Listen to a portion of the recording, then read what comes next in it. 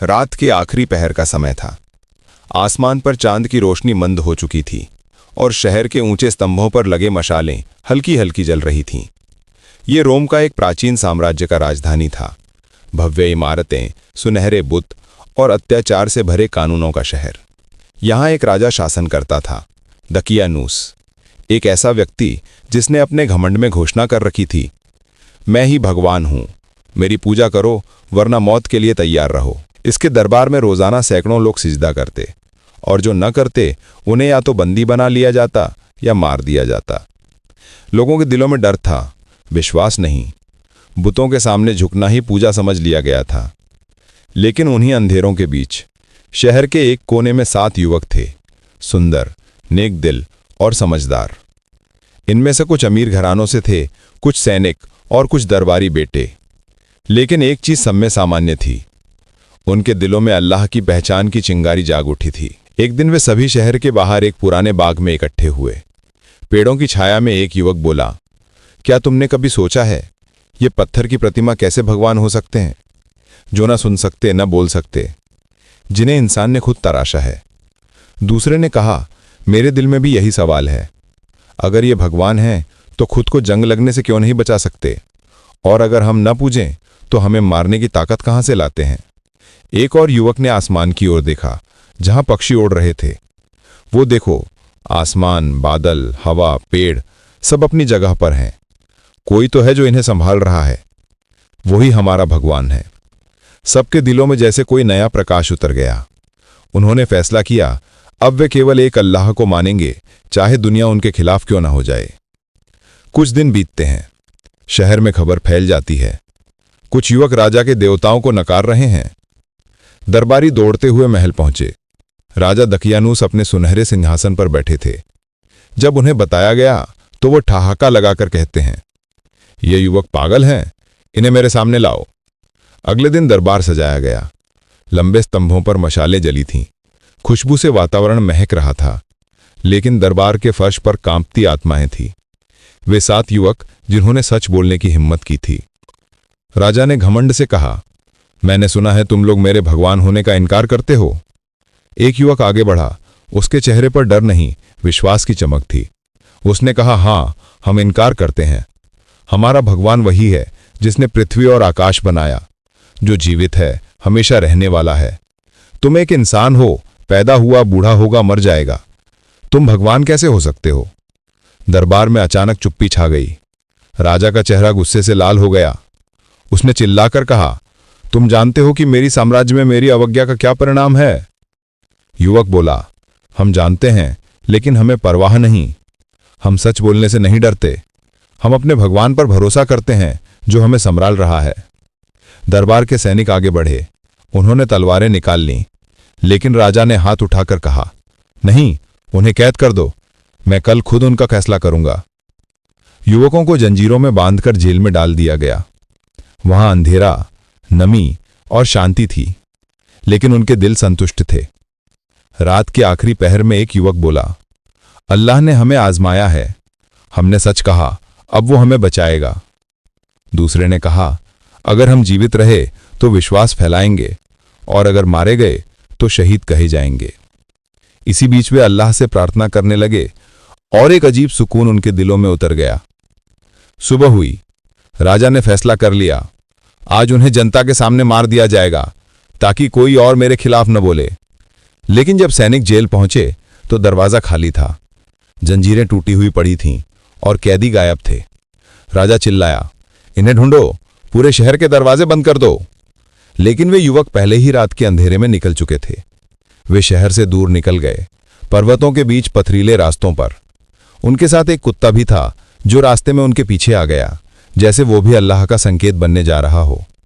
रास्ते में एक युवक ने आसमान की ओर देखा, हमारा भगवान ही हमें मार्गदर्शन देगा। हमने सब छोड़ दिया, अब वो हमें पनाह देगा। दूसरे ने कहा, हम कहाँ जाएं? शहर में हर जगह राजा के सैनिक हैं। पहले युवक ने दूर पर्वत की चोटी की ओर इशारा किया, देखो वहां एक गुफा है, शायद वही हमारी पनाह हो।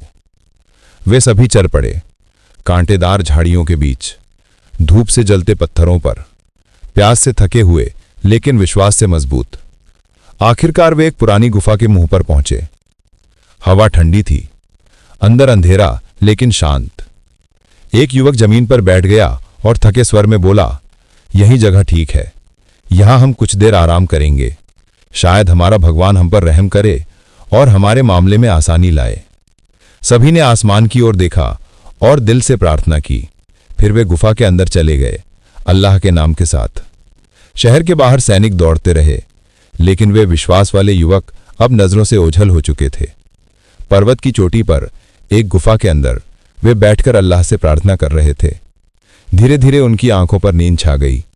हवा नरम हो गई, वातावरण में शांति फैल गई और फिर अल्लाह ने उन पर नींद डाल दी, ऐसी नींद जो इंसानों ने पहले कभी नहीं देखी थी। रात बीत गई, सुबह सूरज निकला, पर्वत पर रोशनी फैल गई, लेकिन गुफा के अंदर शांति छा गई। अल्लाह ने सूरज को आदेश दिया कि उसकी किरणें गुफा के मुंह से हटकर जाएं, ताकि उनके शरीर सुरक्षित रहें।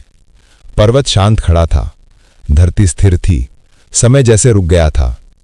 ये थी विश्वास की पहली विजय, जब इंसान सब छोड़ दे और केवल भगवान पर भरोसा करे। वे 7 युवक जिन्होंने सच कहा, दुनिया से नहीं भागे, अल्लाह के पास निकट हो गए और अब उनकी नींद सदियां भारी होने वाली थी। गुफा के अंदर पूरी चुप्पी थी। समय जैसे ठहर गया था। सदियां बीत गईं, दुनिया बदल गई, राजा मिट गए, शहर फिर से बस गया। लेकिन गुफा के अंधेरे में वो विश्वास वाले युवक अब भी वैसे ही सोए हुए थे। उनके चेहरे ताज़ा, शरीर सुरक्षित और आत्माएं अल्लाह की सुरक्षा में। गुफा के बाहर हरी घास उगाई थी, पर्वतों पर पक्षी चहचहा रहे थे। दुनिया ने कई मौसम बदल दिए, लेकिन असहाबे कहफ के लिए समय रुक गया। एक दिन अल्लाह के आदेश से सूरज की एक नरम किरण गुफा के मुंह से अंदर आई। वो किरण यमलिखा के चेहरे पर पड़ी। उसकी पलकों ने हलचल की। फिर मारतूनस, कश्तूस, तेमलिखा, एक एक करके सभी जागने लगे। यमलिखा ने आंखें खोलकर आसमान की ओर देखा। गुफा के मुंह से आती रोशनी को देखकर वह आश्चर्यचकित रह गया। सुभान अल्लाह, हम कितने समय सोए रहे। मारतूनस ने आंखें मिलाते हुए कहा, शायद 1 दिन या आधा दिन। तेमलिखा ने मुस्कुराते हुए कहा, रब का शुक्र है कि हमें सुरक्षित जगाया। चलो कुछ खाने का इंतजाम करते हैं, फिर शहर जाकर खबर लेते हैं। यमलिखा ने थैली उठाई जिसमें पुराने सिक्के थे, वही जो 300 साल पहले के समय के थे। कतमीर गुफा के मुंह पर बैठा, जैसे अब भी पहरा दे रहा हो। यमलिखा ने साथियों से कहा, मैं शहर जाता हूं, खाना लाता हूं। अल्लाह से प्रार्थना करो कि कोई हमें पहचान न ले। वो पहाड़ी रास्ते से नीचे उतरने लगा। रास्ता बदल चुका था, पेड़ ऊंचे, नदियों का मार्ग नया। वो आश्चर्यचकित था, ये सब इतना अलग क्यों लग रहा है। जब वो शहर के दरवाजे पर पहुंचा तो वहां एक बड़ा पत्थर का मेहराब देखा, जिस पर लिखा था, बिस्मिल्लाहिर्रहमानिर्रहीम। यमलिखा रुक गया, दिल धड़कने लगा। ये क्या, यहां अब अल्लाह का नाम लिखा जा रहा है? क्या ये वही शहर है जहां एक समय में अल्लाह का नाम लेना अपराध था? वो बाजार में गया। लोगों के कपड़े बदल गए थे, इमारतें नई थी और भाषा में भी नम्रता थी। वो एक नानबाई के पास गया। भाई, मुझे कुछ रोटियां दे दो। नानबाई ने मुस्कुराकर कहा, ले लो, मगर पहले सिक्का दो। यमलिखा ने थैली से चांदी का सिक्का निकाला। नानबाई का चेहरा बदल गया। उसने सिक्का हाथ में लिया और आश्चर्य से बोला, ये तो 300 साल पुराने सिक्के हैं। ये कहां से लाए हो? तुम कौन हो? बाजार के लोग इकट्ठा हो गए। सब चिल्लाने लगे, ये जरूर कोई जिन या खजाने वाला आदमी है। यमलिखा घबरा गया, नहीं, मैं इसी शहर का हूं, कल ही तो मैं निकला था। लोग हंसने लगे, कल? बेटा, ये शहर तो 3 सदियों से बदल चुका है। जल्द ही खबर शहर के नए राजा तक पहुंची। राजा नेक और ईमानदार इंसान था।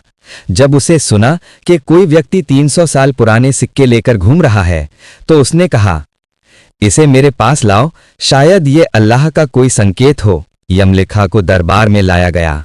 राजा ने नरमी से पूछा, बताओ, तुम कौन हो, कहां से आए हो? यमलिखा ने सब कुछ सुनाया। अत्याचारी दकियानूस का हत्याचार, दरबार में ईमान का इकरार, कैद और गुफा में पनाह लेने की घटना। दरबार में चुप्पी छा गई। राजा के चेहरे पर आंसू आ गए। अल्लाहु अकबर! ये वही विश्वास वाले हैं जिनका उल्लेख हमने किताबों में पढ़ा था। अल्लाह ने आज अपने बंदों को जीवित करके हमें अपनी शक्ति दिखा दी। राजा ने तुरंत अपने सैनिकों और ईमान वालों को इकट्ठा किया और यमलिखा के साथ पहाड़ों की ओर रवाना हुआ। रास्ते में हर कोई हैरान था। कुछ लोग कह रहे थे, यह संभव नहीं, यह कोई सपना है। दूसरे बोले, यही तो अल्लाह की शक्ति है जो चाहे समय को रोक दे। जब वे सभी गुफा के पास पहुंचे तो एक अजीब रोशनी चारों ओर फैल गई। वातावरण में इत्र जैसी खुशबू थी। गुफा के अंदर 7 युवक बैठे थे। उनके चेहरे शांत और मुस्कुराते हुए थे। उन्होंने यमलिखा को वापस आते देखा तो कहा, क्या खबर लाए हो भाई? यमलिखा की आंखों में आंसू थे। हे मेरे साथियों, शहर बदल गया है। अब वहां अल्लाह का नाम ऊंचा है। लोग ईमानदार हो गए हैं। अल्लाह ने हमारा वादा पूरा कर दिया। तेमलिखा ने आसमान की ओर देखा। सुभान अल्लाह, हमारी प्रार्थना स्वीकार हो गई। यही हमारा जीवन का उद्देश्य था कि धरती पर ईमान फिर से जीवित हो। ये कहते ही सभी ने प्रार्थना के लिए हाथ उठाए। आंखों से आंसू बहने लगे। फिर वे धीरे धीरे नीचे झुके और अल्लाह ने उनकी आत्माओं को फिर अपनी सुरक्षा में ले लिया। कतमीर ने धीरे से सिर जमीन पर रखा, जैसे अब उसका कर्तव्य पूरा हो गया हो। गुफा के बाहर वही रोशनी फैल गई जो केवल विश्वास वालों के लिए होती है। राजा के आदेश पर गुफा के दरवाजे पर एक शिलालेख लिखा गया। ये वही युवक हैं जिन्होंने अल्लाह पर विश्वास किया और अल्लाह ने उन्हें अपना संकेत बना दिया। वहां एक मस्जिद बनाई गई ताकि लोग आकर देखें कि विश्वास वालों के लिए समय भी झुक जाता है। लोग दूर दूर से आने लगे। कोई उनके गुफा के बाहर बैठकर कुरान पढ़ता, कोई प्रार्थना करता और सभी के दिलों में विश्वास ताज़ा हो जाता। अशहाबे कहफ, वो युवक जिन्होंने अल्लाह के आदेश के सामने दुनिया के राजा को कुछ नहीं समझा।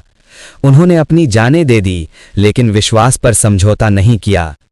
अल्लाह ने उनके लिए समय को रोका और जब चाहे उनकी नींद से जगाकर दुनिया को अपनी शक्ति दिखाई। वे आज भी गुफा के मुंह पर अल्लाह का वादा का प्रतीक हैं कि विश्वास कभी नहीं मरता।